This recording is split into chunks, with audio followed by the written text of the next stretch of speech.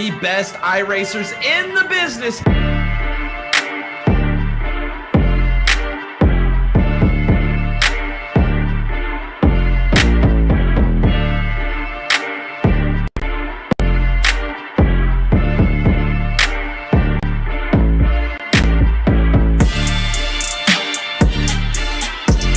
It's the way to do it. We're in the 87 cars here in Talladega. As you see the 15 car grabbing the wall.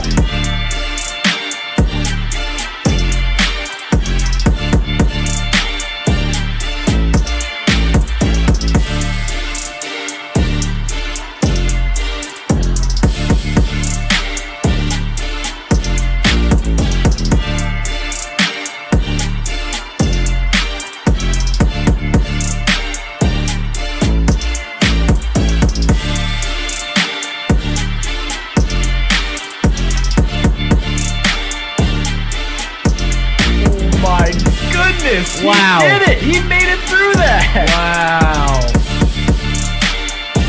Oh, we got contact! Oh my goodness! Oh, and it's upside down! Garrett Gusso is upside down! Mayhew's sliding!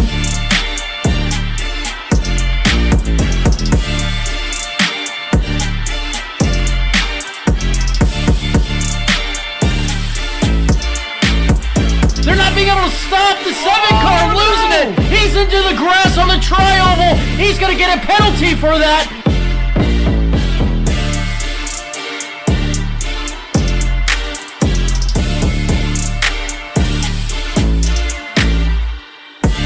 He has no help, and this guy's got a rocket ship!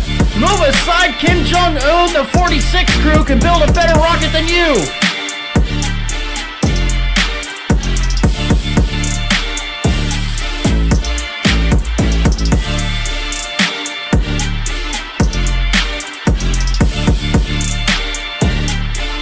Your next is $4.99 champion is Garrett Gusso. Garrett Gusso, winner of the $4.99. Garrett Gusso, you are immortal.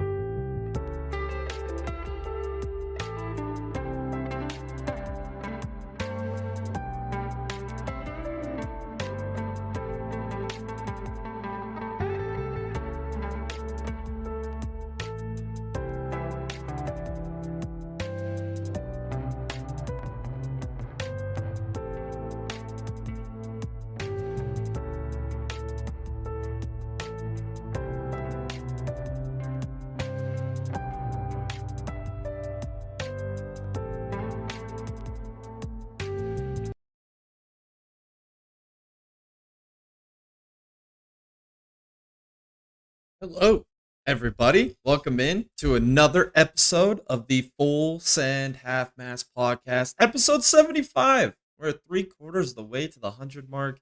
Unbelievable milestone here tonight on the Dega Boys Broadcasting Network. 75 podcasts. A lot of them on Tuesdays. We had a few Thursdays when we first started out, but we have not missed a Tuesday yet here on the Dega Boys Broadcasting Network for another great, fantastic podcast here tonight. Tonight, though, oh boy, we're going to break down this year's 92nd running of the 24 Hours of Le Mans. What a fantastic race. I think I slept maybe a couple hours in between. Had that broadcast on Saturday, but I watched, I would say, probably 18 hours of the full thing, which was an absolute banger of a race. I can't wait to talk about that with you guys here tonight. We also had the NASCAR series over there at Kansas, ARCA, Xfinity, and Cup. We'll talk about, or not Kansas, Iowa, excuse me. Talk about that here tonight as well. Driver of the Week, Bonehead of the Week segments. Go over some point standings with the World Endurance Championship and the Cup Series, as well as preview an onslaught of races this weekend with Mid-Ohio for ARCA, Xfinity and Cup. We're at New Hampshire. We got F1, F2 in Spain. IMSA and the Pilot Challenge Series. They're going to be over there at Watkins Glen this weekend, as well as the Indy and Indy NXT at Laguna Seca. Basically, an absolute onslaught of races. I'll give you all my previews and predictions for all those races as well this weekend. And then our extra segment at the end, our conspiracy moment. We'll make sure I get to that here tonight. Definitely missed that one last week. So that was unfortunate, but we had some really good ones last week. If you tuned into, I believe, our broadcast on Monday last week, or maybe it was Wednesday last week. Yeah, it would have been Wednesday. We did that during the beginning of that race. So, first off, though, on the docket, I do have a little bit of controversy I want to talk about here.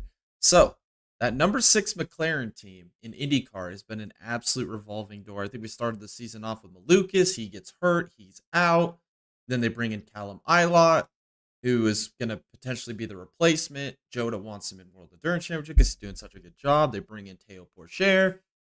Then all that drama happened with Théo Pourchaire, as well as the whole, basically the entire team over there at Canapino and his entire team. That whole big dramatic thing with the death threats or whatever on social media. And basically now they're replacing Théo Pourchaire in the number 6 with Nolan Siegel starting this weekend for the remainder of the season. So this is the most McLaren thing I've ever seen. It's just ridiculous what McLaren is doing anymore. First off, not even giving Malukas an opportunity to drive in the first place after you sign him. And then you got Callum Ilott. I mean, you could have definitely probably made something work. I'm sure Callum would have. They would have made something work there. He's an absolutely excellent talent there. And then you bring in Théo Pourchaire, who was your Formula 2 champion last year. His performances might not have been there. But you didn't even give him more than 2-3 weeks of opportunity to try. And now you're going to go straight to Nolan Siegel because he's in your pipeline. I mean, this is the most Zach Brown McLaren crap I have ever seen. This is the reason why we say a lot on this channel why we cannot stand Zach the Clown Brown, man. He is an absolutely... It's just the indecisiveness. Who's going to be in the 6 car next? I mean, that's what I want to know. Like, are we just going to start turning over the 6 car all for the rest of the season to a new driver? I mean, no chance to even get to learn the team or the car for the last 2 drivers. I mean, when Lucas didn't even get a chance to step in the car to begin with. It's just an absolute joke. And now Nolan Siegel, he's going to be under the firing squad next. I mean, how long's he going to last? I mean, it's just an absolute McLaren clown show and a half. And it's just, it's never going to end with them. We're going to be talking about this to the end of time with Zach Brown and McLaren. Just crap. I don't get it, man. Like, at least stick with a driver for more than 2-3 weeks. I mean, we're not even 7 races into the IndyCar season. We've had 4 different drivers. Like, what the hell? What is happening? Oh man. Yeah, I don't know. I could just go on and on about this, but there's no point. It's McLaren. It's Zach the Clown Brown, and it's gonna keep happening. It just is what it is, and I'm frustrated for it. I would have liked to see Théo Pourchaire get more opportunity in that car. Didn't even get a chance. But this is the way it goes with McLaren. So who's next? Who's next in that car? They'll probably bring Lando Norris down and drive it a few times this year. This freaking rate. Unbelievable. Alrighty. That was really the only little bit of stuff I want to talk about at the beginning of this podcast. But I want to start recapping some of these races this weekend. Because boy, did we have at least one good race. I can't wait to talk about that. We'll save that one before the Cup recap. But ARCA Series, the Atlas 150. Lots of wrecks in this race. Lots of typical ARCA stuff. We had Greg Van Alst, Amber Balkan, Marco Andretti get involved in a wreck at one point. Massive crash there by Greg Van Alst. Then Ruggiero, he started on pole. He had an up and down race. Ended up having a spin sometime later in the race. Really kind of took him out of contention. And then we had a great battle at the end, which is the main talking point of this entire race, was that battle for the win. To Connor Zilic and William Sawalich. I mean, say that 5 times fast. I mean, what a battle they put on. I mean, it was 20, 30 laps towards the end of this race. They just were battling back and forth, side by side. It was incredible. I mean, so two of the best talents there is in the ARCA series right now, with different teams. And Connor Zilic gets the job done. I'm super excited for him.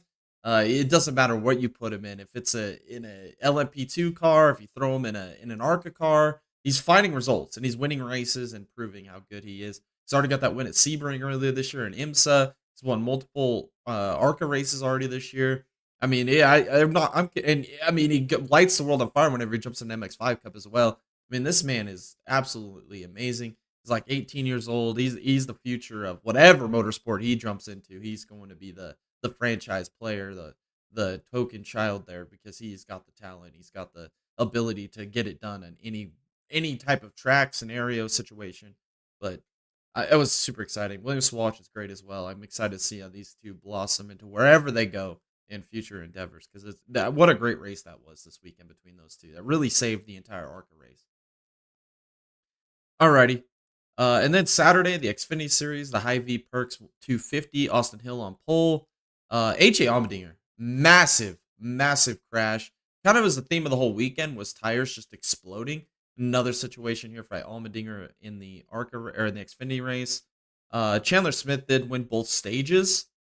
SVG, man. Oh, after his back-to-back wins at Portland as well as at Sonoma, he ends up having one of the hardest crashes he's had in NASCAR. I think this was his first DNF of the season in the Xfinity Series, which was an absolute bummer that it had to happen at Iowa. I mean, how far in the season he's gone without having any DNFs, and it just happens here at Iowa.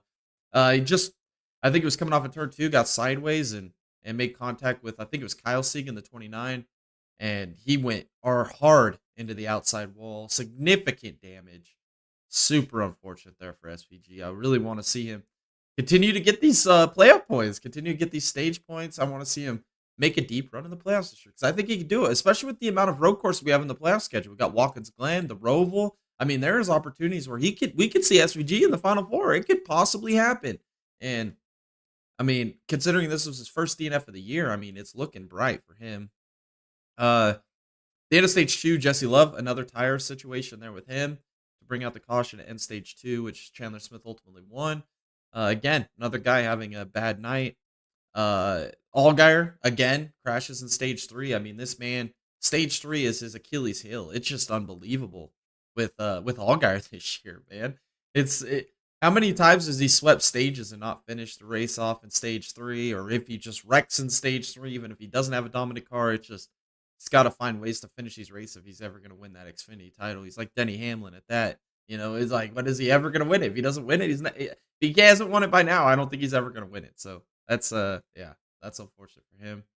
And then late in this race, we had contact with Creed and Nemechek on one of those late race restarts. Teammates battling for the lead. Creed gets into Nemechek. Nemechek goes in the wall. A few laps later, he blows a tire. Super unfortunate for those teammates. I'm kind of a homer with Creed, though, and I was really wanting him to win this race. But yet again, another week goes by where he's right there, so close, and can't win the race. He's allergic to winning. So unfortunate. I don't know what to think, man. I think my offseason prediction was him to win the championship. My bold prediction. That's not looking great at the moment. I mean, without a win, without any of these big stage or playoff points, to bank on. I mean, it's just wow. And then Tom predicted, his bold prediction was that he would win 5 races this year. And that doesn't look like it's going to happen. I mean, we're running out of opportunities here for Creed. I mean, how many times is he going to run up at the front of these races late and not get the job done? It's just so devastating. And then the next restart there, the final restart, we had Sam Mayer, Riley Herbst battling for the win. And Sam Mayer got by him. Got the job done, wins the race. I believe that was his second win of the year. He won at Texas as well earlier this year in that drag race that you guys all remember with Sieg. So Sam Mayer, watch out for him. He could be turning up at the right time, getting closer and closer to the playoffs week by week. I think there's only like 8, 9 XV races left till the playoffs, 9 Cup races. So we're getting close. We're getting down to the nitty gritty of the season where everything matters. Getting all these stage wins, all these stage points, all these race wins for those playoff points. And Sam Mayer gets another 5. Gets himself closer and closer to that championship that he is looking for this season. All right, the race I really want to talk about here. Oh boy, man. This race was freaking awesome, man. The 24 hours of Le Mans this year, the 92nd running of it. If you guys watched last week, we did a big preview of this race with all the things to look out for, all the surviving, the reliability, the different changing track conditions if we had weather involved, which we did this year. The nighttime hours, which seemed to be pretty grueling. The rain hit late in this race, which took a lot of people out of the race. The reliability started to kick in. But yeah, let's just get into the pole sitters in each class. So the number 6 Porsche, which was my pick last week to win this race, they qualified on pole. And I really thought this was going to be a Porsche weekend. I really did, man. I really did. And I'll talk about that more as this race progresses. But they literally looked like they were going to be unstoppable coming into this race. And they did exactly what they needed to do, qualified on pole. The number 70 McLaren in GT3 ended up qualifying pole, which I thought was a surprise pole winner. I didn't expect McLaren to really have the pace in this race to even contend for a pole, and they did it. And then the number 14 TF Sport, another shocker pole there at LMP2. I didn't expect that at all. They ended up putting that thing on pole. All right, early stage of this race, it was the two main Ferraris versus the number 6 Porsche up at the front of the field battling for the first hour or so. We survived the first couple laps, not a whole lot of carnage or anything there, not a lot of reliability issues, which was nice. But then the rain came in. And we saw strategy absolutely change. The number 83 AF Corsa, which is not the works team, not the manufacturer support team, they're the B team there for Ferrari, the customer purchase car. They end up taking the lead through the rain strategy. They didn't change tires. They didn't put rain tires on. They stayed on the slicks. Everybody else decided, let's play it safe. It's so early in this race. We don't need to risk it by going on slicks. Let's just put the wets on. Let's run this stint. And they did that, but the AF Corsa stayed on the slicks, and they continue to stay on the slicks even in the rain. And what this allowed for was them to build a massive gap, and they held this gap for 12 hours, something to that effect. I mean, they were absolutely relentless. I mean, it was unbelievable the pace that they had in this race. And then you saw that the other two Ferraris, the main works teams, the manufacturer teams, they were in contention. You saw Toyota start to kind of cycle to the front with the number 7 and the 8. Then you saw Porsche with the number 6 cycle to the front, and they were all kind of battling a couple seconds apart. Second through about 6 was really good battle, different strategies being played out. But it really looked like they, of course, outsmarted everybody, man. The customer purchase team. It looked like they were going to win this race, and they were putting on an absolute display. We did have an early full course yellow in this race. I believe it was the number 20 BMW. Ended up eating the tire wall there in turn 38. I mean, what a massive wreck that was. That was one of our first major incidents of the race. I think this was hour 1.5, hour 2, something like that. Pretty crazy. And then we got into the nighttime hours, and this is where the race kind of changed in certain areas. The number 83 AF Corsa, your leader, was lapping the number 15 BMW, ends up making contact, sends the 15 BMW into the arm carol barrier, can open the wall. We went under safety car for like an hour and a half. Absolutely crazy, just pacing around during the nighttime hours. The rain's coming in. You see some teams coming down pit road, getting their bronze drivers in so they can get some of the hours for their bronze drivers in during the full course yellow, which was a smart move. Maybe lost a little bit of track position doing it, but I believe it was a very smart move to try and get some of those hours out for your bronze drivers there. Some teams didn't do that. They left their gold and platinum drivers in, and that kind of determined a lot of the factors towards the end of the race, I believe. But with that contact, though, with the number 83 AF Corsa, with the BMW, they end up penalizing them, I think it was a 30-second stop and hold penalty in the pit lane, which at that point really kind of just ended their race. Like, they had this massive gap. They get it all closed back in with the full course yellow on top of the penalty. That was devastating. I was really hoping to see an upset winner, and that would have been a massive upset win, especially with how quick the Ferraris were in this race. During the nighttime hours as well, number 46 BMW with Hartley behind the wheel. That was the Valentino Rossi car. That was my dark horse, my pick that I wanted to see do good. They were running good. I think they were P2 at the time. They ended up going off the track. He made a mistake. He missed the chicane or one of the corners earlier, like maybe 10 seconds prior to that. Went off the runoff area, got into the water, and when he put the power back down, it just snapped out, lost it, went right into the wall, ended their race. that was super unfortunate. I know we had a couple other cars. One of the Ferraris in GT3 had issues, and I think it was like it was probably 2 laps, which is about 10 or about 6, 7, 8 minutes of them just using the starter motor to get going. And the best part was watching the track official standing there watching him try to get that thing to roll. And he's just hitting the starter motor, it's rolling about 5 feet, and then it would just stop.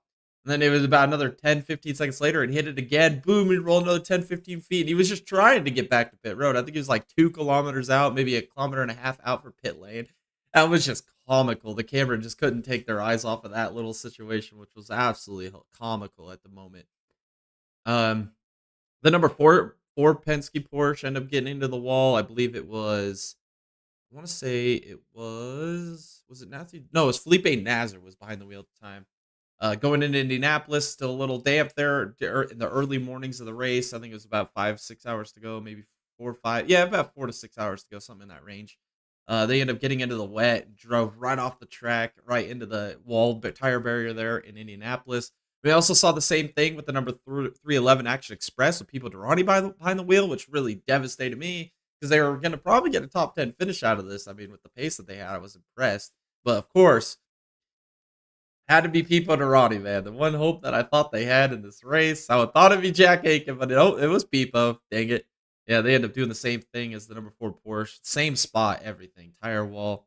Unfortunate. And then we saw the number 27 Art of Racing GT3 do the same thing. Right there, man. Lost control coming into Indianapolis and hits the tire barrier. Ends up barrel rolling, landing on its lid. It slides down, end up pulling that thing out. I mean, it was just that Indianapolis, man, that tire barrier just needs some help after this race, man. It got absolutely demolished in the early hours of Sunday or Saturday night or Saturday morning, I guess. Saturday night for me, Sunday morning in Le Mans. Yeah, it's pretty crazy. And then the number 83A, of course, I think they're running P4, P5 at the time. They're still had a long climb to get back and recover from that penalty, but they end up having some issues. They end up pulling it behind the wall, DNF for them, which really kind of ended a Cinderella run for me. I thought that they've just impressed the hell out of me in this race. I mean, yeah, Kubica behind the wheel of that car as well, and he put on absolutely insane stints. And from here on, it kind of turned into Ferrari versus Toyota. And it was the 50 Porsche or Ferrari really just mastered strategy. Great run by those drivers. I mean, unbelievable the pace that they had. Last year they didn't get the job done. It was the 51. It was the sister car that got the job done. And the 50 really showed up this year. We had the number 8 Toyota, the number 51 Ferrari, the 7 Toyota, and I believe we also had big shout out to Alex Palou as well, the number 2 Cadillac. He had a really good stint as well there at the end. I think it was about 4 hours ago they threw him in the car. First ever time at Le Mans, and he didn't race like a rookie. That's for sure. Proved that he's a 2-time IndyCar champion. Did a fantastic job there as well. I was thinking, man, if strategy plays out right, or maybe we get another full course yellow, they were off strategy a little bit. Maybe we could see Palou steal a win, Cadillac steal a win. I thought that would have been super cool. It just never worked out that way. That was super unfortunate. And yeah, the number 50 Ferrari goes on to win. We had Fuoco, Molina, and Nielsen. Great job by all three of those drivers. A big shout out to Nielsen. I think he was the MVP of the race. He was the one that did the early stints in the rain, really kept pace with the AF Corsa, even with the off strategy that they had. They still were the head car there through his stints. And then Fuoco did a great job during the nighttime. So did Molina. He had a couple stints there in the nighttime as well. And then Nielsen gets back in the car to end the race and did fantastic with the weather conditions changing and evolving throughout the race, especially late with the last like 3-4 hours with the transition from dark to day. And then into the daytime, it was he did a fantastic job to maintain that gap, and they got the job done. I think they had 2% energy load at the end of when they crossed the checkers, so they cut it extremely tight on strategy. Masterful job there by Ferrari. They got the job done this year at Le Mans. And then in the LMP2 class, this was Tom's pick coming in, the number 22 United with Jarvis, Garg, and Siegel. They end up winning LMP2, which, to be fair, the LMP2 class shocked me. Like, me and Tom came on there the podcast last week, and we talked up the LMP2 was going to steal the show. how fantastic of a class they were and how uh talent star-studded the lineups were. Some of the great talent and all the different cars that we had through LMP2, and they were an absolute joke this race. I mean, it was crazy. It was every time you look up, there'd be another LMP2 sliding through the gravel trap into a tire barrier, running over a GT3 car. I mean, it was just an absolute race of survival, and the number 22 United, give it up to them. They survived or out survived everybody better than anybody else could survive themselves. I mean, it was crazy what we saw with LMP2. I mean, we had LMP2s stuffed into tire barriers, going around. I mean, gravel traps. It was a comedy show. I mean, one point, one of the LMP2s ran into a GT3, sent him into the gravel trap, and they have a Gradall with basically a big chain they just wrap around the top of the car and they lift it off the track. Well, after the LP2 made contact with the GT3, the officials there with the Gradall went picked up the GT3 car, put it on the track, and then they just let the LP2 sit there for a good couple extra minutes just to sit and reflect his absolute failure of a drive there.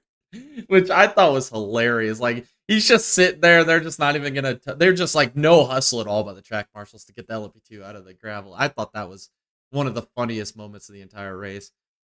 And then GT3, my pick last week was the number 91 Manthey Porsche. They end up getting the job done.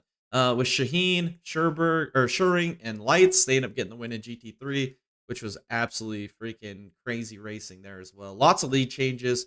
Iron Dames did really well through a lot of the early parts. They had a penalty at one point, sent him back, recovered from that.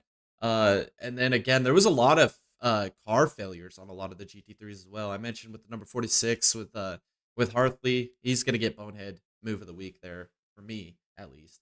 So was Pipo Durrani. A lot of these guys that just made so many really out of character bad mistakes that really put them behind the eight ball there, especially the 46 BMW.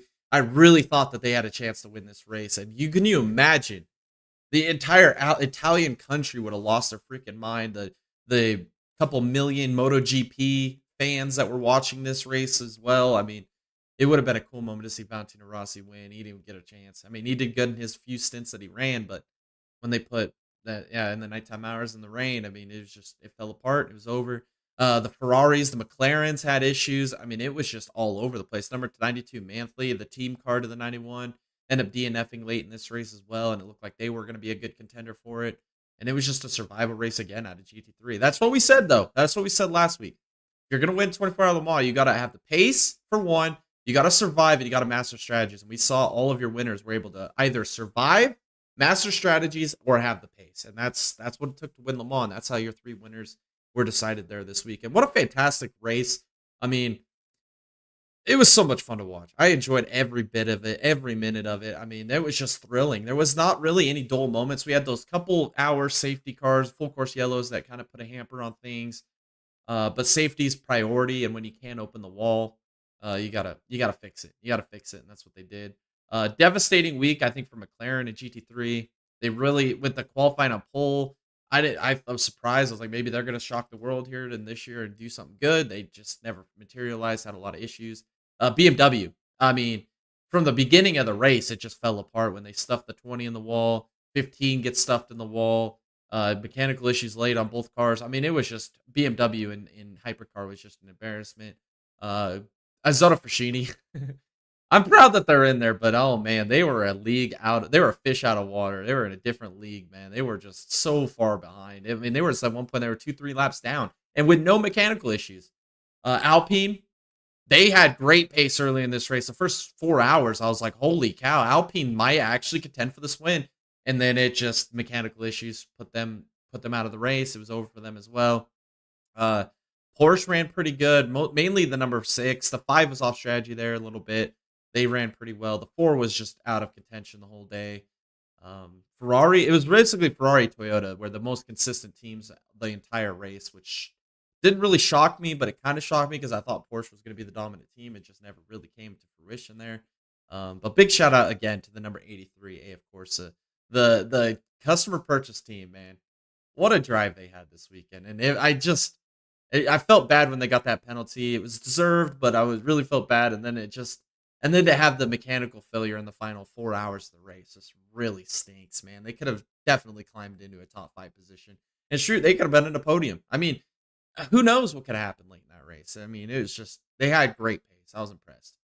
But fantastic race at the 24-hour Le Mans this year. Super excited for this weekend, 6 hours at Glen. A lot of people that were at Le Mans are going to be at IMSA for the Watkins Glen race this weekend. So I'm super excited to see how that plays out. You'll have GTPs, LMP2s, GTD Pros, and GTDs all this weekend for the 6 hours at the Glen. Yeah, I think that's all I got to say. We got Jersey Bear in the chat. He says, what's up? What's up? What's up? Just talking some racing on a Tuesday. Favorite thing to do here at the Dega Boys Broadcasting Network with the great races that we had this weekend. All right, now it's time to talk about that one series that races on Sundays that really has got me heartbroken. Absolutely. I guess to preface this, I was excited. Yeah, NBC's back, which NBC has been far superior than Fox. So I was excited about that. See how the broadcast went.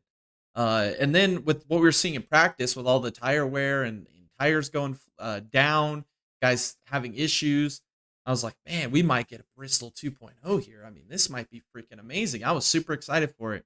And we just never saw it. We just never saw it, man. We just never saw it. It was only, I'm not going to say tire wear or tire failure, because what I mean by tire wear is pace fall off. That's what I mean by tire wear, not tires exploding. I mean, like Bristol, we had both. We had lap times falling off and tire explosions, which a lot of it was because guys didn't know how to manage the tires, and so they were having the tire failures. Here, they built a tire that could last 150 laps, but they would explode if your setup was a little too aggressive. And we didn't see pace fall off.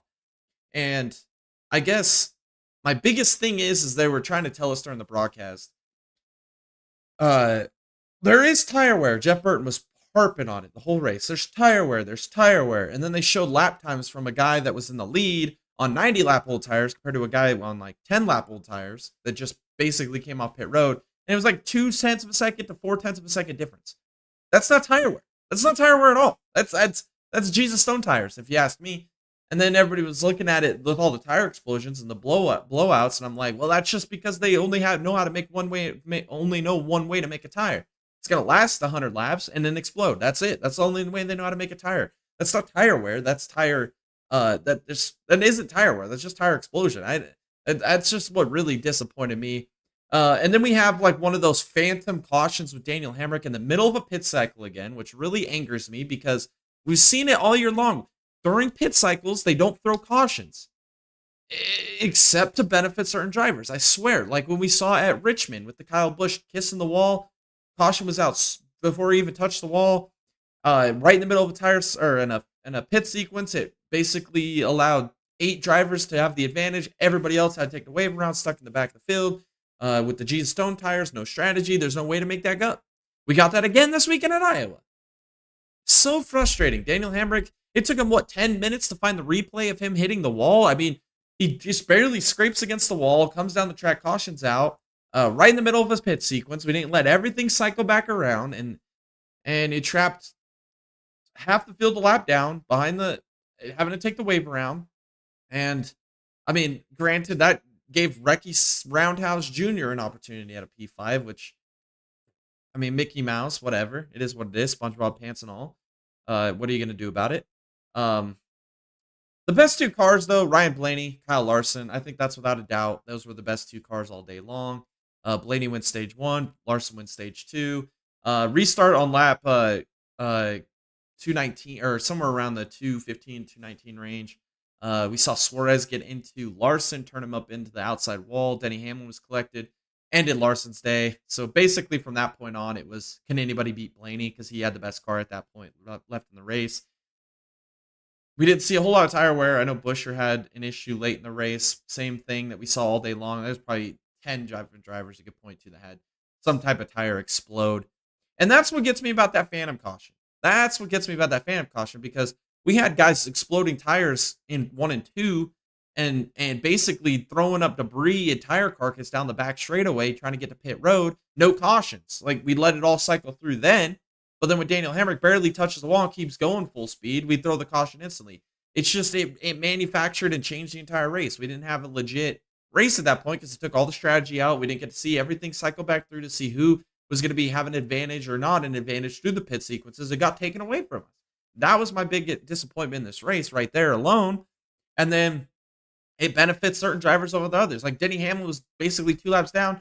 The caution lands at a perfect time for him because he stays out on tires that don't wear and ends up getting back in the lead lap. And fortunate, it didn't play out for him because he ends up getting involved in a wreck, but he should have never been there in the first place. I mean, it's just things like that that were really frustrating me in this race. And then the gaslighting, it continues with NBC. Like Jeff Burton's telling me, look at the tire wear. Tires mean something. Well, and then they show a graphic that 2 to 4 tenths of a second difference in new tires to 100 lap old tires. Like that's not tire wear, man. That's not it. That's not the way we need to go. And the damn repave sucks. The transition into nighttime sucks. This race was ran at like 2 Easter time in the beating sun.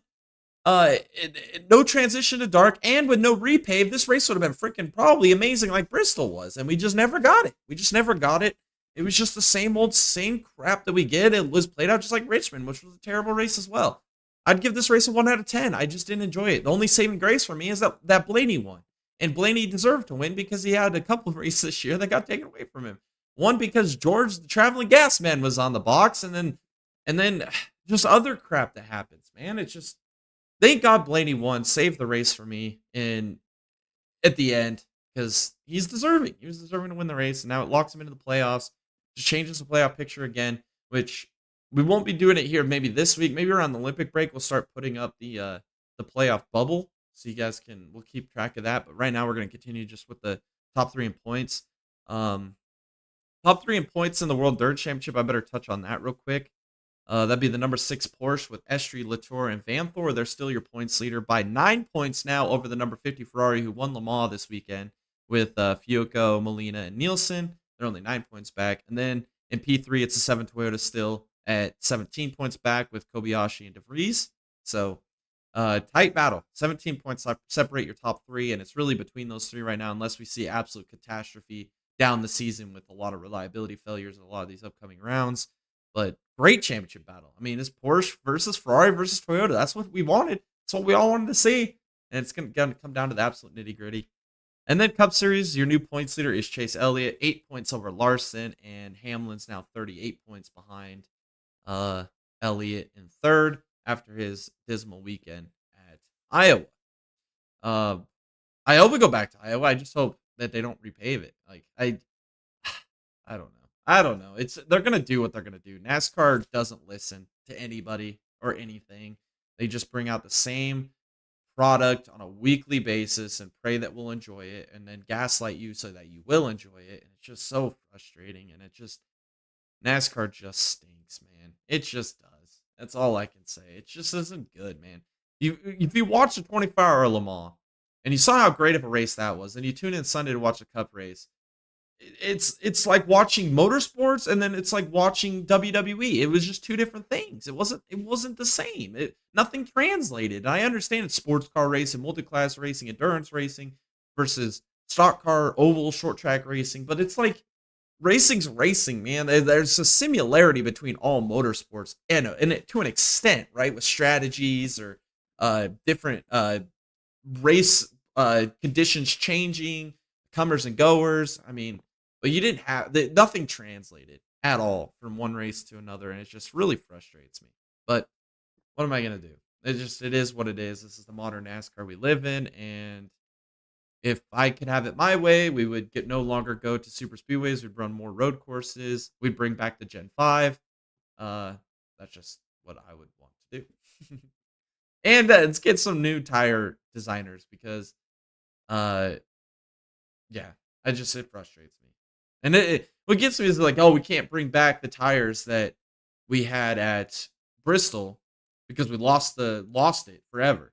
But yet you could go on a Google search right now for any Goodyear tires made over the last 60 years, type in a certain number and you can find the exact compound, where it was used, who was driving it, and all this, but they can't find the Bristol tire that they used 3 months ago.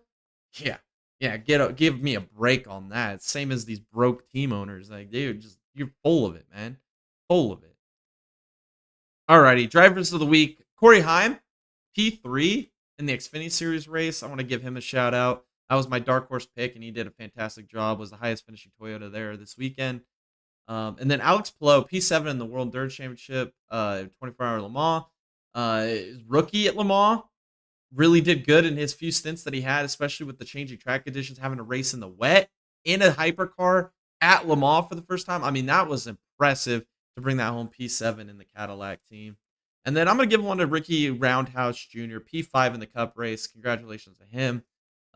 Basically stole one with the way that the tires didn't wear and having the luck and fortune on his side of being one of those guys that didn't pit when that caution came out for Hemrick. So congratulations to Ricky Stenhouse Jr., P5. Bonehead moves of the week. Al Hartley losing control, runs out of talent, and wrecks the number 46 BMW in the World Endurance Championship.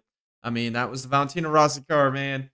That was just dumb. I mean, he lost it, ran out of talent. Is what it is. Felipe Nasr also having the same issue there, going in Indianapolis, piles it into the tire barrier. I'll nominate him. I mean, of course, it was Felipe Nasr. I thought it'd be Tandy or Jomine.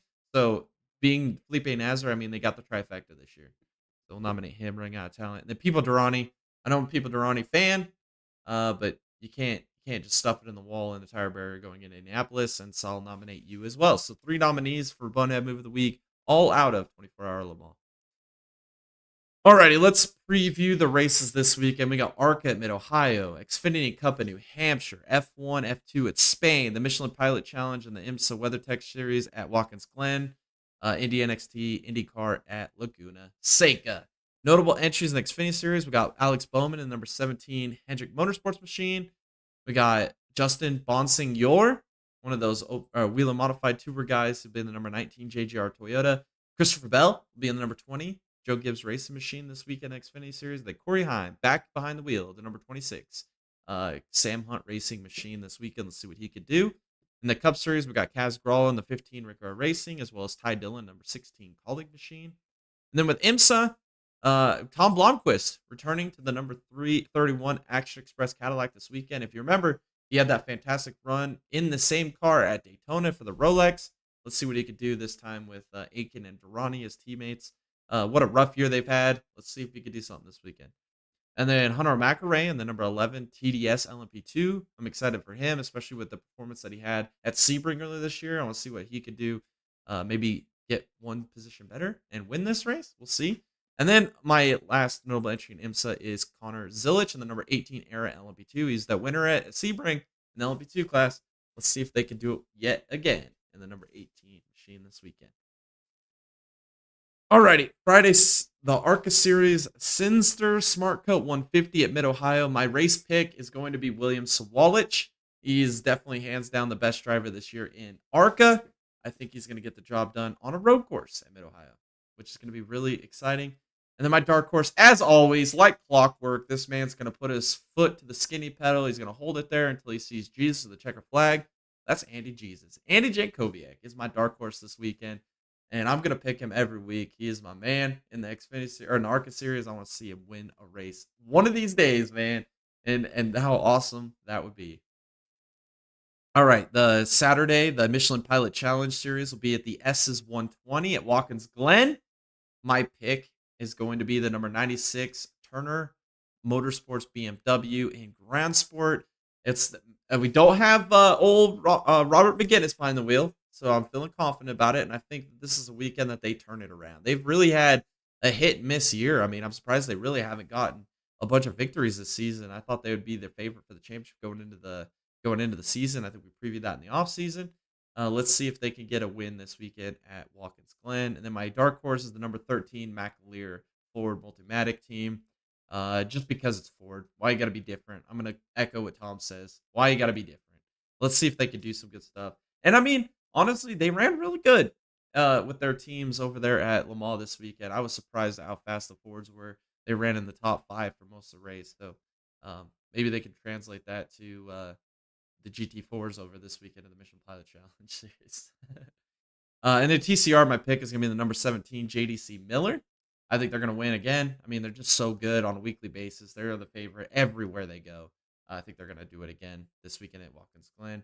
And then just like clockwork, my dark horse in TCR, I'm going to go with the number 5, Alfa Romeo. This team's either going to stuff it to the wall, not finish the race, reliability issues, or they might just shock the world. So I'm gonna lean towards them. Maybe they'll shock the world this weekend at Watkins Glen.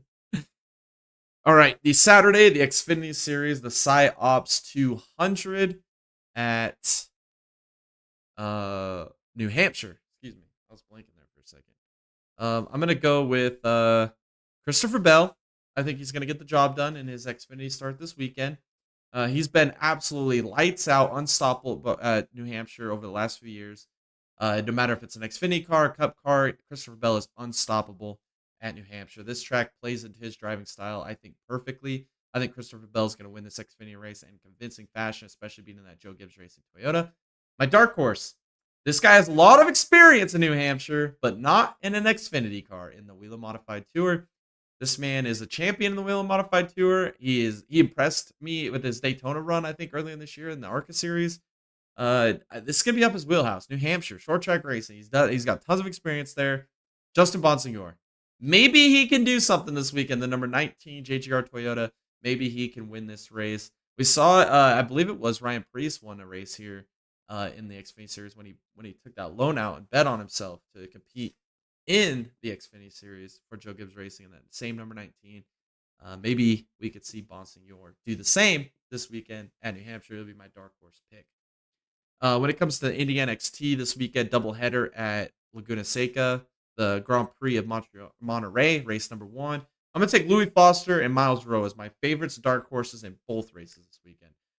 Louis Foster is on a championship quest this year. It's between him and Jacob Abel now. Nolan Siegel is now out. He's running IndyCar now, so he's out of the fight. So it's between Louis Foster and Jacob Abel now. I think Foster's going to get more points gained back to Jacob Abel this weekend and continue this fight and this championship progression. I'm a huge fan of him, and I think he gets both races done this weekend. I think he closes that gap down even more to Jacob Abel and has some really impressive runs here at Laguna Seca. And then my dark horse, Miles Rowe. I've been a huge fan of this guy. I saw him last year in the USF Pro 2000s. He won the championship, did a fantastic job all year long. Really impressed me. And then he gets an Indy NXT, and it seems like week in, week out, he's a top 5 contender. Every single race. He is just so talented, so good. And I think if things play out, man, maybe Foster and Abel start battling. They end up wrecking. Maybe Jamie Chadwick doesn't have as good a performance as she normally does. Maybe we see Miles Rowe up there battling for a race win. That'd be pretty sick to see. Indy NXT has always been fun to watch, and this year's been no different. Now that it's kind of rotated to the Abel Foster championship battle, Jamie Chadwick's been turning up. Now it's time to see some rookies turn up, and I think the head rookie there would be Miles Rowe to watch out for this weekend. Formula 1 or Formula 2 and Formula 1 at Barcelona for the Spanish Grand Prix this weekend. No picks for Formula 2, but I will make my pick for the Formula 1 Grand Prix this weekend. The Spanish Grand Prix. This is probably the best track. Well, I don't know. Maybe not the best track, because I love Brazil. I think Brazil's an amazing track as well. Australia, it's a great track. But this weekend at Spain, I think what we're gonna see in this race is a lot of what we've seen. I think Red Bull is definitely on a down right now. Max Verstappen has basically put that team on his back and has been carrying it. They just aren't the fastest car on the grid, I believe, anymore. I think it's kind of rotating to Ferrari and McLaren, and it's kind of a toss-up to see really who's the best team out of those two. And we've seen Leclerc get a win. We've seen Sainz get a win. We've seen Norris get a win. Who's the other driver there out of those two teams I just noticed that or mentioned that has not got a win this year? I'm gonna stick with it until he gets a win. I'm gonna pick Piastri again this weekend to get the job done. He's been a better qualifier than Lando Norris on most weekends. I'm not gonna say all the time, but on most weekends he's better at qualifying than Lando Norris. If he can find a way to put that thing on pole or the front row of Verstappen with the pace that those McLarens have got this year, man, I really do think that Oscar Piastri can win this Grand Prix this weekend. He's been so close. I mean, I thought he was going to get it at Canada. I think maybe the lack of experience in the wets might have been the reason there. I don't think he had the same pace as Lando anyway. Even after qualifying, it didn't look that way. And then you saw how good Mercedes was. I don't put a lot of stock into that. We haven't seen that out of Mercedes. That's why I'm hesitant on Mercedes this weekend, because I think that might have just been a one-off thing there at Canada. I don't know. I'd like to see more pace, more speed out of them before I put a lot of stock into them. Verstappen, like I said, I don't know how I feel about Red Bull. I gotta see them start turning up more. I mean, it seems like this is the first time we've in the last really 2 years we've seen Verstappen really beatable and on a weekly basis. Like it's everywhere. It seems like he's beatable. So I'm gonna go with Piastri. My dark horse though this weekend, I'm still a believer, man. I'm still on the Hulkamania's running wild train. Nico Hulkenberg, man, he is really impressed. He is him and Magnussen. Haas has been the storyline of the year, man. They've just been so fun to watch. Whether it's Magnussen absolutely being a complete menace on the track, getting all these penalties and holding up the train, holding the bus up behind him to help Hulkenberg get points. Hulkenberg scored a lot of points this year. Haas is outscoring most teams in points this year. It's been pretty crazy season turnaround that the Haas has had. And I know Hulk's leaving at the end of the year. He's going to be moving off to Audi. But I would love to see him get some more points, maybe even get some great finishes. I mean, can you imagine if he could take Haas to top 5 even? I mean, that'd be crazy. If anybody could do it, it's Hulkenberg. So that's why I'm going to take him this weekend as my dark horse, especially with the qualifying speed that they've had this year. And I think they could do it again here this weekend at Spain. Alrighty, for the IndyCar race this weekend at Laguna Seca. This race last year, oh my goodness, the Firestone Grand Prix of Monterey last year. Holy cow, what a wreck fest that was. I think we had probably 25,000 cautions. The entire field piled in multiple times to different situations, guys spinning, going through the gravel, issues all over the track, all race long. It was an absolute shite show there last year to cap off the season, which that's kind of Laguna Seca. Laguna Seca is really not an IndyCar track. It's more of a sports car track to begin with. I do love Laguna Seca. I do have a soft spot for Laguna Seca because I love the speeds that they carry. Watching the cars dive down, the elevation change to the corkscrew is always one of the best things ever. The Andretti hairpin, watching guys make dive bomb moves, overshooting the corner, brakes locking up in there, pile ups. I mean, it's just a fun course. I enjoy it a lot, and the landscape's beautiful there in Monterey. It's just great, man. I love Laguna Seca. But with that being said, the guy that wins this race this weekend is going to be Hello Polo. Alex Palou is going to win this race this weekend. He is losing a little bit of ground in the championship. I believe he's still going to win it this year, unless my full prediction, Scott McLaughlin, can turn it around and find some victories here in the next few weeks. I know he had that one race disqualified at St. Pete. McLaughlin has really closed the gap, and he's getting closer and closer and closer. Right now, Will Power holds the points lead. Could we see Dixon compete for the win? Yes, I think it's possible. I think it'll be between Ganassi and Penske like it has been all season long. Can we see maybe a little change in McLaren with Rossi and Pato being like their two main drivers and the six being a revolving door being passed around like a peace pipe? I don't know how good the McLaren team will do this weekend, but I'm going to take Palou. I think it's a safe pick. I think he's going to have a lot of pace this weekend. I believe he'll qualify up front. And if he does that, I think he'll be fine. The one question mark I have is Andretti. Herta. I just can't take Herta, man. I kind of put my last little whim there in Road America. And granted, he kind of got screwed with qualifying with the rain situation and not being able to finish his flyer lap there at the end. And then gets involved in the lap one incident. But he did recover all the way back up to a P6, which was absolutely unbelievable in my opinion. I can't believe he did that. But I think Palou is a safe pick this week, and that's why I'm going to go with him. And then my dark horse. Oh, man. After getting dropped by that peace pipe team of McLaren there with Zach the Clown Brown, he gets a second lease on life here with MSG, Meyer-Shank Racing, or MSR, Meyer-Shank Racing. I believe David Malukas is a very good dark horse pick. The Redemption Tour is here. I'm here for it. I'm pulling for it. I want to see Malukas get great runs. We've seen Rosenquist and his teammate. He's had really good qualifying runs this year, and I think that is going to be the key here in this race. If you can get some good pace in qualifying, start up front, that is going to be one of the main keys to winning this race. And survival, obviously. If it's anything like last year, we could see every strategy get thrown out the window, and it could be an absolute SIHIT show once again here at Laguna Seca. But I'm going to take Malukas.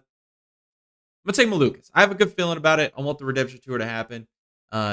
And if he can just match the qualifying pace that we've seen out of Rosenquist this year, I think Malukas is going to outshine Rosenquist. I think he's a better driver. And I think that we could see Malukas up in the top 10, top 5 even by the end of this race, which would be awesome. Alrighty, Sunday, the IMSA series, the Salem, 6 hours of the Glen. This is the one that we're going to be watch partying the final 3 hours of on Sunday. So make sure you guys turn on notifications and get tuned in. It's going to be a fun time. Sports car racing, my favorite type of race in the world right now. It's just been amazing bangers after bangers after bangers all year long, whether it's World Endurance Championship or if it's IMSA. It's just every race is just absolutely freaking amazing. The new era of sports car racing is just unbelievable, and I'm super excited for it. For what it's going to bring in the future with the manufacturer investment and everything that's coming along with that. It's awesome. So, yes, tune in.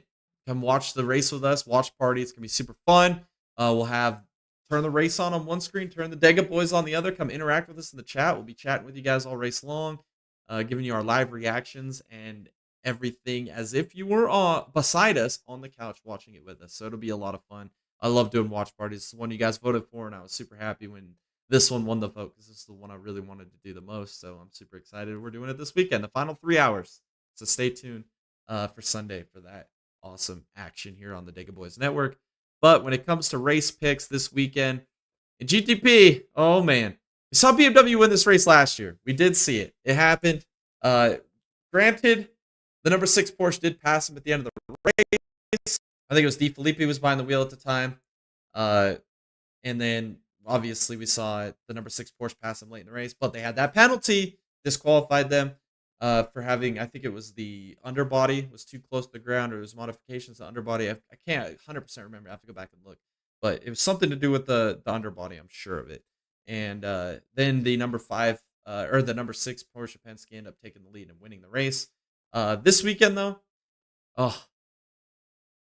I think I'm going to go with the number 6 Porsche Penske this weekend. I think I am going to go with the number 6 Porsche Penske. They should have won this race last year if they didn't get the little cheating scandal that happened. They are your points leader. They are the best team, or I guess the 7's your points leader. But 6, they've been really good too. They've been really fast. I think that this is a Porsche weekend. I'm not putting any stock in BMW. BMW has been an absolute disgrace, especially Connor De Filippi. I think somebody must have ran over his dog or something because he is having a lot of issues. I think that's what Tom said last week. I don't know what to think about Connor De Filippi and BMW. They've just been terrible. I know it's Tandy, and I know it's not Nazar, but Jomine in the number 6. I still think they're gonna win this race. I really do. So I'm gonna stick with them this weekend. We also have Lamborghini in the field. Super excited for it. If you guys remember my bold prediction in the offseason, I said Lamborghini would win an IMSA race this year. They're only running the endurance races, the longer events. This is one of them, 6 hours of the Glen.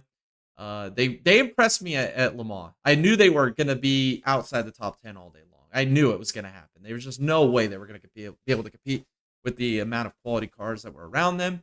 And they impressed me. And they only had a few off-track, few issues. They've got pace. Now, let's see what they could do at IMSA this weekend. So I'm going to take them as my dark horse, the number 63 Lamborghini. I'm excited to see what they could do here at Watkins Glen. Watch out for Cadillac, the 01 Cadillac, the 31 Cadillac. They've got a lot to accomplish this year. The championship is still eligible for both of them, competing against number 7 Porsche. We'll see what they can do this weekend at the 6 hours of the Glen. Super excited for it. When it comes to LMP2, I'm going to take the number 2 United as my favorite. They should be the favorite. Team Ben. They had a abysmal 24-hour Le Mans. I mean, it was uncharacteristic. I've never seen them struggle that much at all in IMSA. So, in any sports car race, especially in LMP2, over the last few years, they really just struggled. They were off track so many times there at Le Mans. It was unbelievable. I don't think that happens this weekend at all. I think that the number 2 United is going to be the best team this weekend. I think they're the best team in IMSA for the LMP2 class to begin with. I think they're going to do a fantastic job. I believe they won this race last year, if I'm not mistaken, in the LMP2 class. So I think they're going to go back to back. It was the United team, but the same driver lineup. So I think that they are going to get the job done this weekend. And my dark horse, number 18 Era LMP2 with Connor Zilic is the only reason I'm picking them as my dark horse. Connor Zilic already won the Sebring 12-hour in LMP2. If this LMP2 race is anything like Le Mans, if it turns into an absolute wreckfest, an absolute talent loss, or whatever it comes down to, survival, I don't even know. LMP2 never ceases to amaze me, but if it happens again this weekend, I'm going to take the number 18 of Connor Zilic with the Era LMP2 team to end up getting this surprise win, maybe. That's my dark horse for the weekend. I'm excited to see Connor Zilic rip the track there at Watkins Glen. If you remember last year when he ran that race at Watkins Glen in the ARCA car, man, he knows how to get around Watkins Glen. He's super fast. It's going to be fun to see him this weekend. All right, and then at GTD Pro, I'm going to go with the Rexy, number 77 Porsche.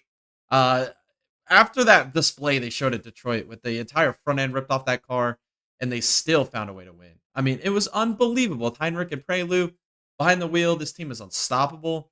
I think Rexy's going to get another win. The Porsche's really turning up, not only in GTP and Hypercar, but they're also turning up in their GT3 program. We saw it this weekend at Le Mans with the number 91, 92 competing for the win. The 91 got it done with Manthey. I think that we see it again this weekend at Watkins Glen. That number 77 Porsche been super fast. And I really think that the Vasser Sullivan team, that Lexus, is just outdated, man. They are just struggling to keep up with that Porsche right now. And it doesn't matter how many BOPs you put on them or anything like that. It just seems like the 14 is just that far behind right now. And I just think it's going to be tough to keep up. But it is a 6-hour race. Anything could happen. Reliability could be an issue. We could see an early wreck. But if I was going to pick right now, which I am, I'm taking the number 77 Porsche with Prelude and Heinrich and the Rexy machine to get the job done. And then my dark horse, if BMW is going to have any chance this weekend, like I said, I think I'm going to be in the Pilot Challenge Series with their GT4 program or with their GTD Pro program in GT3 with the number 1 BMW with Peyton Sellers and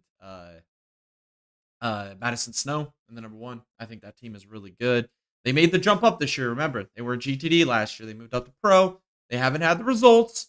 They haven't really had the speed to keep up with the Porsche or the Lexus or the Ferraris even. But maybe this weekend they could do it. Maybe this weekend we can find them in a good position at the end of this race as a surprise dark horse winner. And then when it comes to GTD, I'm going to pick the number 12 Vasser Sullivan. I said the number 14 in Pro, really having a tough time giving up with that Porsche. But the number 12 Vasser Sullivan team, you just got to vote for them. You got to cheer for them. They're such a great team. They're like the track house of IMSA. They're just so energetic, and they put a lot into this program. And I think they're the best team in Pro. And I think they're going to, or in AM. So I think I'm going to take them this weekend. I don't think they're going to have the issues that the 14 is going to have going against the Porsche in Pro. I think they're going to be pretty good here in AM, and they're going to take control of this race and really put it to the field. And then my dark horse, oh man, they really impressed me at Le Mans. They really did. I couldn't take them because I didn't want to jinx them or anything like that at Le Mans. They had a little bit of penalty. We're lacking a little bit of pace, but they were able to recover at one point. They still had a pretty decent finish at Le Mans. The Iron Dames, big believer. I think that they might be able to do something this weekend at Watkins Glen. It's a shorter race. We saw what they did last year at Bahrain in an 8-hour race. I know that was a night or day to night transition, the 8-hour race, but Watkins Glen is an absolute animal, and these drivers are absolute animals. I think that the Iron Dames could shock us this weekend and maybe find themselves a victory lane. The AM class isn't as strong as it was last year, in my opinion. It's still strong. It's not as strong as it was last year, and I think that gives them a great opportunity for this to kind of be an open wild card type event. And why not the Iron Dames? Why not the Iron Dames? Why can't those ladies get it done? All right. My final pick for the weekend is the Cup Series, the USA Today 301 at New Hampshire. This pick was absolutely easy and obvious for me. I didn't even have to think about it. I'm going with Christopher Bell this weekend. Oh. I thought my mic was muted. All right, yes, I'm going with Christopher Bell this weekend. Oh man, I thought I was having some issues with my Discord there again, but I guess I'm not. All right, yes, USA Today 301 at New Hampshire. Easiest pick. Didn't have to think about it. Christopher Bell. Christopher Bell has been absolutely dominant in the NASCAR series at New Hampshire over the last few years, whether it was in an Xfinity car, whether it's a Cup car. I already picked him to win the Xfinity race. I think he goes back-to-back this weekend. I think he sweeps the weekend at New Hampshire for NASCAR. After he gets that dominating win there on Saturday, I think he'll take that dominance on to Sunday and win this race. New Hampshire is his playground. It fits his driving style so perfectly. He's aggressive. It's a flatter track. You have to be a lot of conservative with the brakes, managing them. You're going to have to manage a little bit of tires, not as much as you would have to normally like an Xfinity car. but I think Christopher Bell is definitely the guy to watch this weekend. Those Gibbs Toyotas have been fast. Christopher Bell, I think if he could get one more win before the playoffs, it would be this weekend in New Hampshire. I just don't think it's even close. I think he's got to be the hands down favorite coming into this weekend. And then for my dark horse, I'm going to go with Lyle Gregson. No reason besides I just want to see him succeed. I like it. I want the redemption tour with Lyle. I think he can still make the playoffs. I really, really do. It's going to take a win, but I think he can win a race. I mean, Stuart Haas is absolutely turning up. I mean, they're throwing every last little thing at those cars this year because it's their final year. And, man, I just want to see Lyle do good things. I want to see him win this race. I would love to see him make the playoffs. I'll take him as my dark horse. You never know. You never know. You never know with those Stuart Haas Fords. They were super fast here last year. So, we'll see. And we've seen that 10-car win at New Hampshire in the past with Eric Almirola. So, maybe they can get the job done this weekend.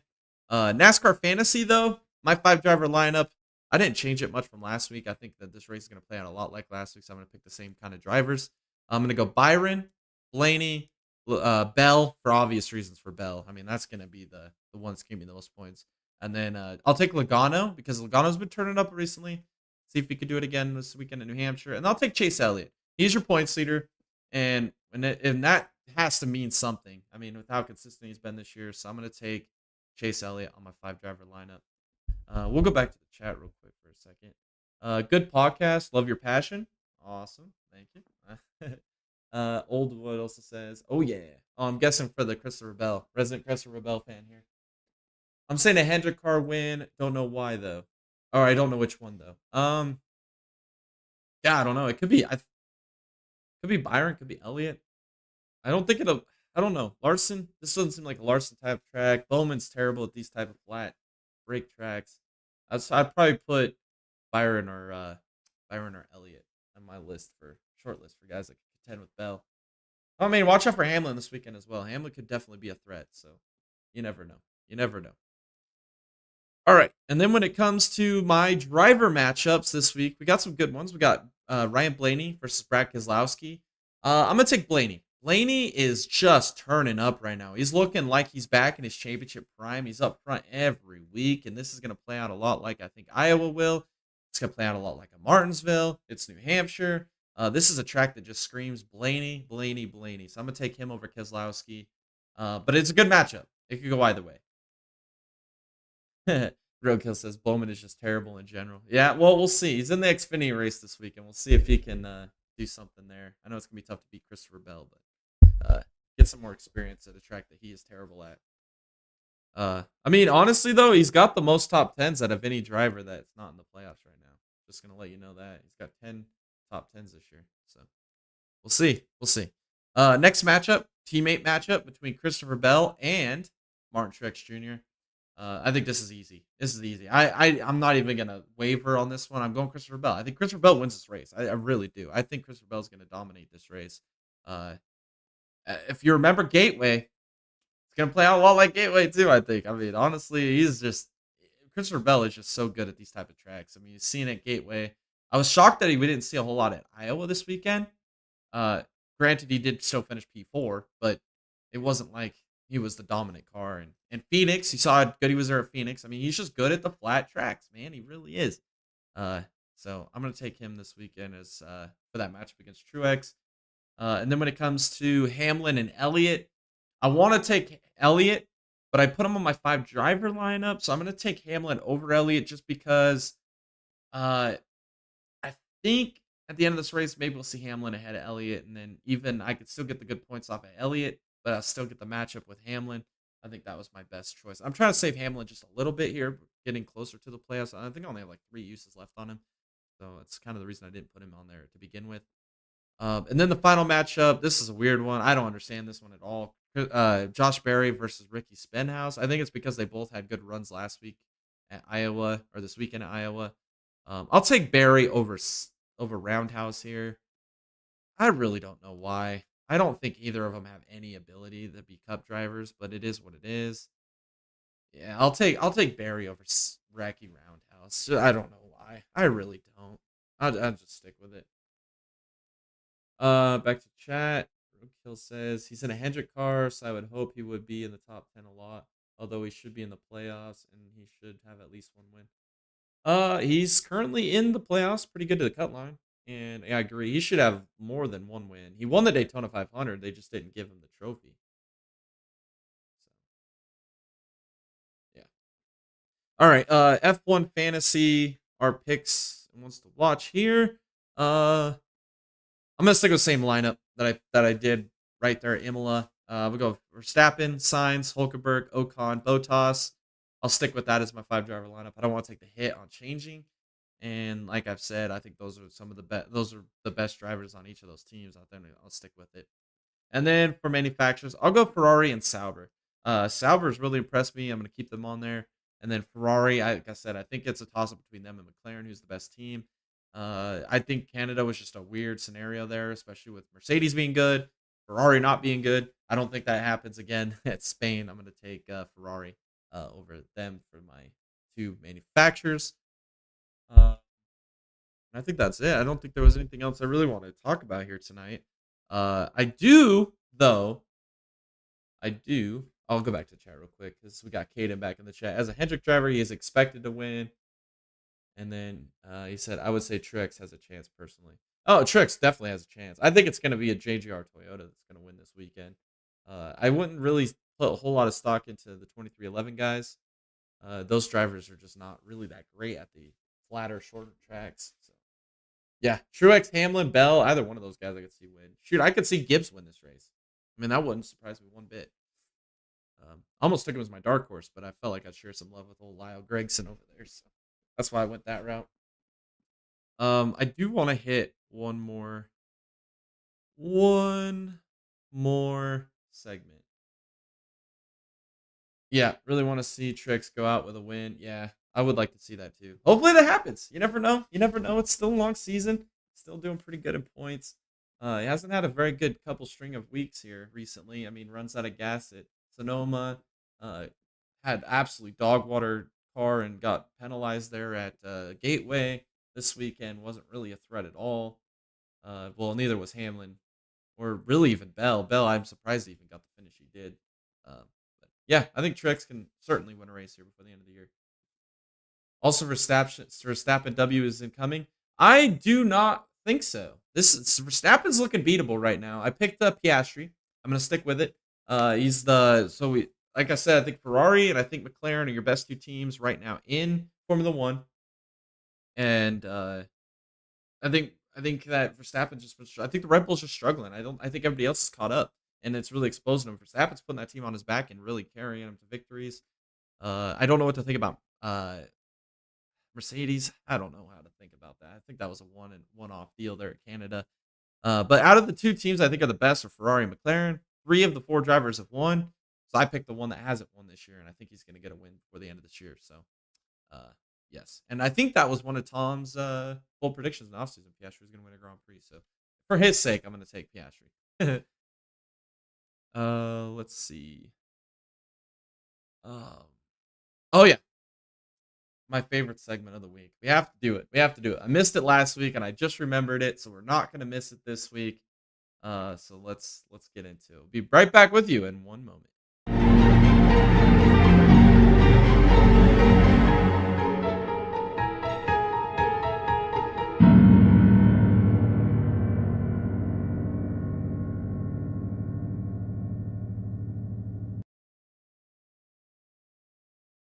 Alrighty. My conspiracy moment of the week is that these NASCAR broadcasters are on the same script as Fox. NBC, Fox, doesn't matter. We'll probably see it at CW, Amazon, and TNT as well. They lie to you and gaslight you that we see some tire wear when there's not really tire wear. They want to gaslight the fans. They're all on a script. It's unbelievable the type of script that these announcers have, and NASCAR wants it to be the same way. That's why we throw phantom cautions and we have no tire wear. It's just the races have to play out off a script. And that is my conspiracy moment of the week.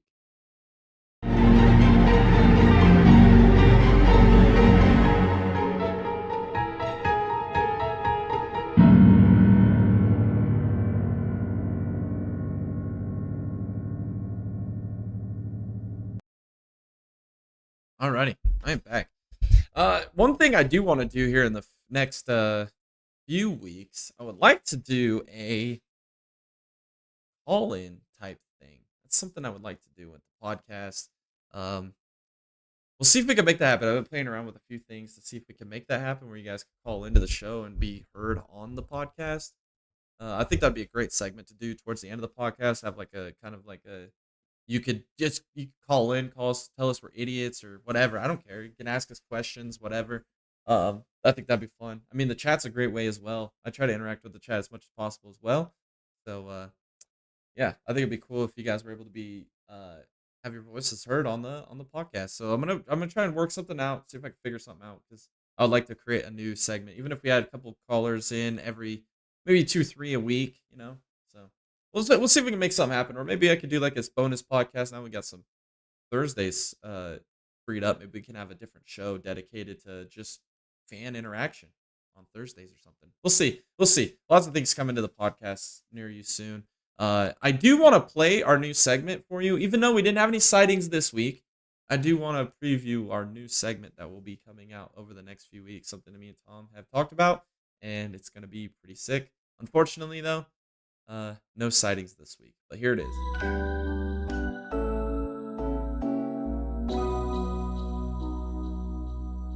Hello, Mr. George. So, backstory to that whole little thing there, though, is so this year's the big storyline in every motorsport has been fuel issues. Fuel issues here, fuel issues there. Doesn't matter what series it is, where out in the world it is. We've just had so many people running out of fuel, from Rahal, Letterman, Lanigan to Blaney to Truex to Andretti to Ganassi to Peugeot to, I mean, it's just the list goes on and on and on with the fuel issues. So we've named the reason behind this is George the Traveling Gas Man. So where will he be next week? Will we know? Where will he go?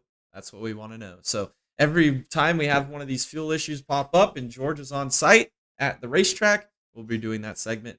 Fortunately, this week, for every team on the planet of Earth, George took a week off. So where will he go next? You let us know. Alrighty. What's going on with the channel? What's going to happen over the next few days? Tomorrow, we have a broadcast with the Nexus Motor City trucks. I believe we are racing at...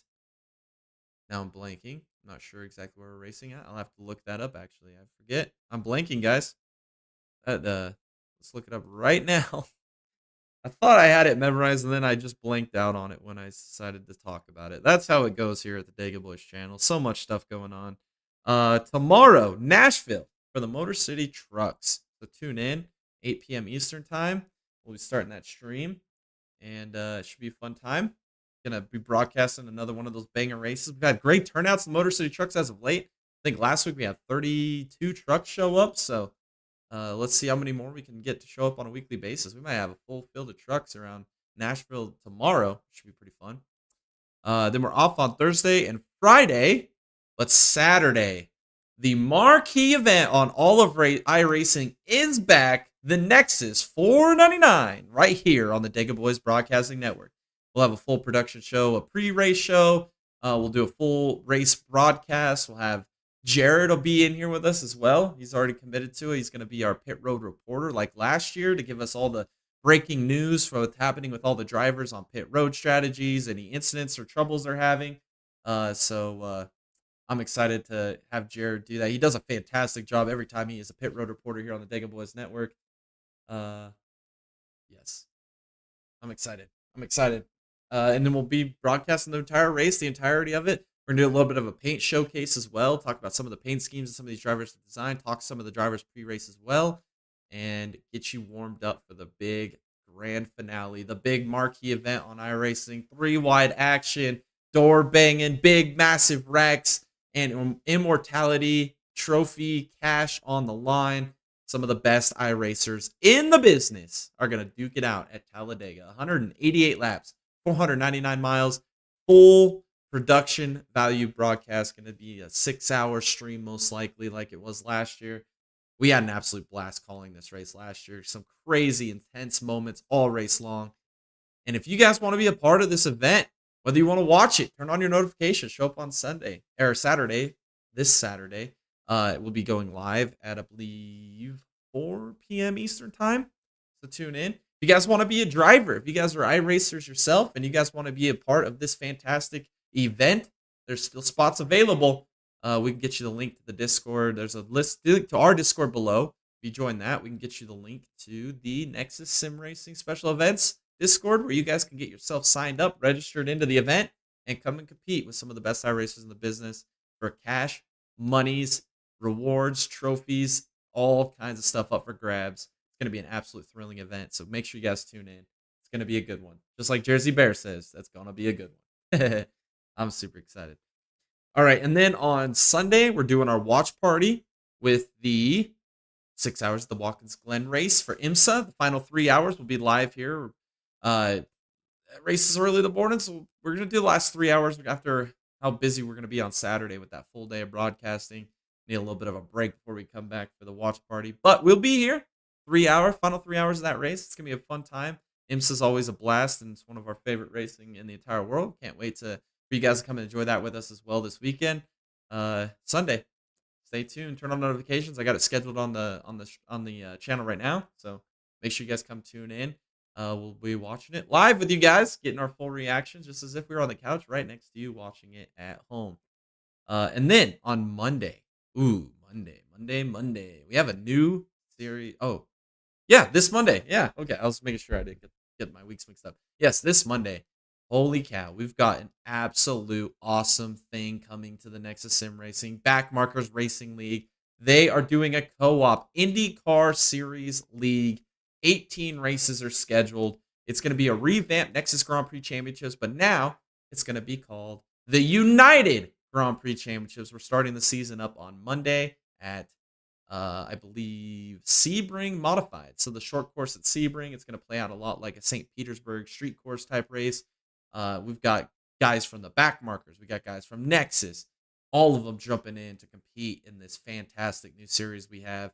It's going to be a ton of fun. We got some ovals in there. We got a bunch of road and street courses in there. It's going to be a full 18 race IndyCar style season with the best iRacers in the business. And it's super excited to bring that content to you guys on Mondays.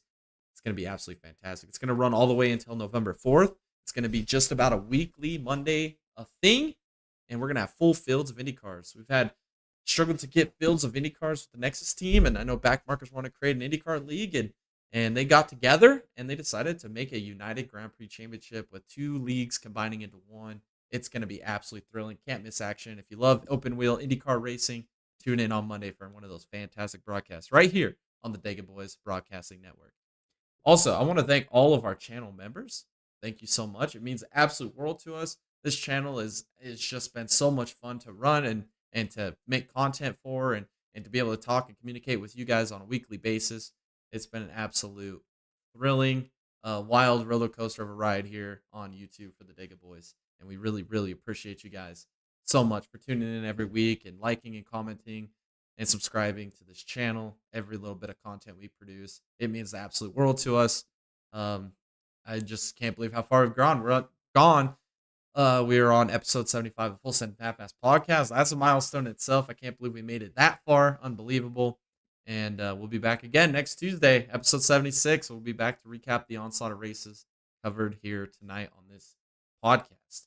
Also, if you guys want to get some merch, get some Dega Boys swag, get swagged out, get a water bottle, get a t-shirt, get a hoodie, get a hat, get a beanie, whatever it may be, we've got all kinds of awesome Dega Boys merch. That link is in the description below. All of those proceeds go back to help us make bigger and better content for you guys on YouTube.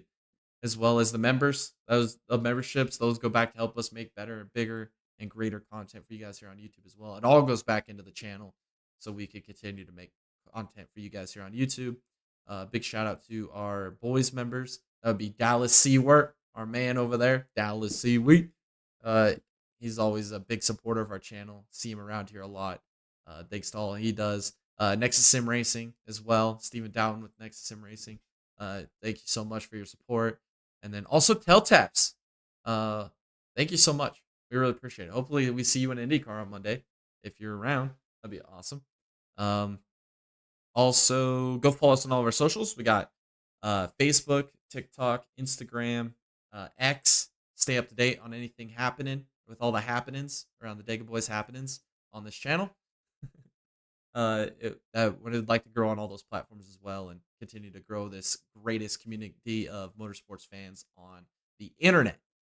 Also, go follow us on Patreon. We have a lot of cool content on there. Full-length crash compilation videos you do not want to miss. The ones YouTube doesn't like, we put them on there. Those proceeds also go back to help us continue to make good, bigger, better, and greater content for you guys here on YouTube. I believe that might be everything here on the channel tonight. I mean, we got a lot of updates on a lot of the stuff coming up over the next few weeks of broadcast. Yes, I'm super excited. Lots more stuff in the pipeline. Super excited about the 499. Tune in. It's amazing. Do not want to miss it. Must see, can't miss. Greatest marquee event on all of iRacing this Saturday. And it is going to be an absolute thrill ride from start to finish. The guy that won it last year, Mike Aragusa, came from 2 laps down to win it. So anybody can win the race. If you're in it, you can win it. So come join us. It's going to be a lot of fun. I think that's it. That'll pretty much wrap up the podcast for this week. Lots of fun stuff we talked about here tonight. We'll be back next week, episode 76. We'll be recapping the race we did this week, or have this weekend. Like I said, we love you guys. Thank you guys again for tuning in.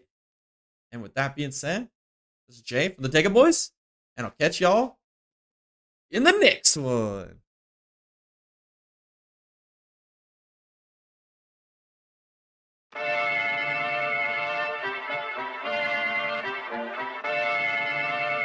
The best iRacers in the business.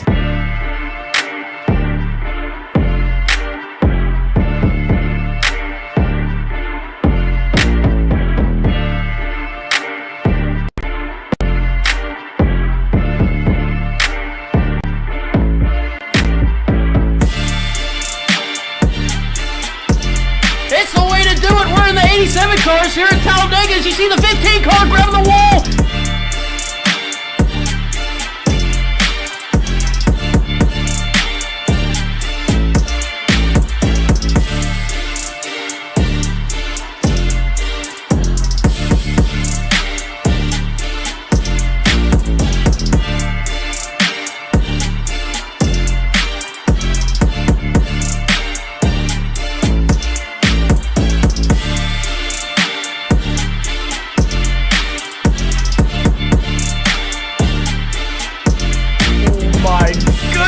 Wow. He did it! He made it through that! Wow. Oh, we got contact! Oh my goodness! Oh, and he's upside down! Garrett Gusso is upside down! Mayhew's sliding!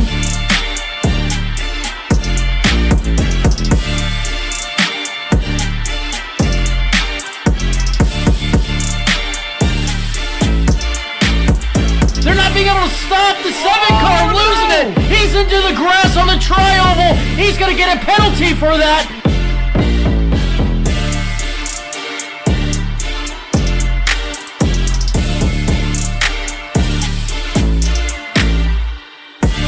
He has no help, and this guy's got a rocket ship! Move aside, Kim Jong-un, the 46 crew can build a better rocket than you!